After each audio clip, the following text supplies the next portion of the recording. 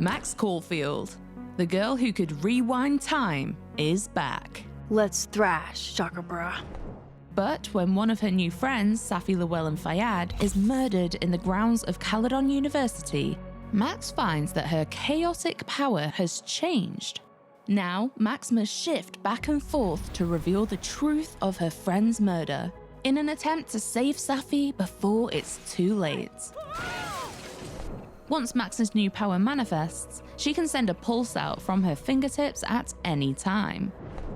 While Pulse is active, she can peer through to the other world, seeing the differences between the timelines clearly. People and objects in the other timeline appear as dimensional echoes, allowing Max to avoid watchful eyes when shifting. Good thing I can keep an eye on Alderman from here. Wouldn't want to show up right in front of him. What the hell? While Pulse shimmers around her, she can also see places where the veil between the two timelines is at its thinnest. These shift points are where she can push through to the opposite timeline to help her investigation in a multitude of ways. Oh, Do you need me to hold something, or actually, yeah. I need an Allen wrench. got one around here? No, I borrowed one from Carla, but I think she took it back. If you can go grab that from her, I'll owe you. This could be to solve a puzzle, convince a character to reveal a secret, or retrieve an object lost in one timeline by borrowing it from another. Better give this wrench to Moses. Shift points work in both directions, so you can shift back and forth from the same spot. So I found this guy named Alan, but he didn't know anything about a wrench. No, Max, not literally Allen. It's... Oh. You are a lifesaver, Max. Dad joke aside. I'll never apologize for my dad jokes. If you're worried about losing track of which timeline you're in, well, Max herself may get confused too.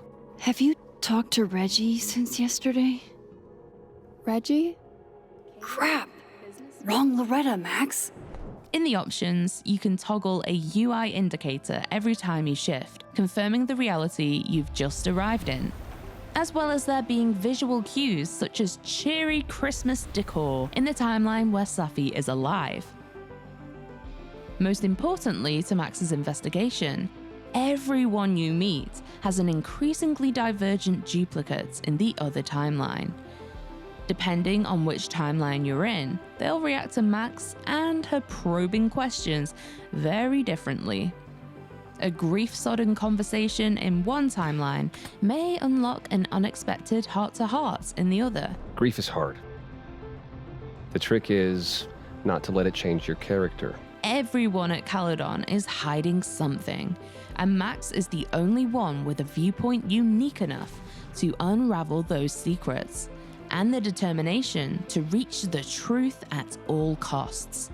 Everybody's talking about her like she had a heart attack or a car accident. But she was murdered. Someone murdered her. I don't know how we're expected to just be okay with that. Max has never been so powerful or in so much danger. The fates of her friends and of two timelines are at Max's fingertips.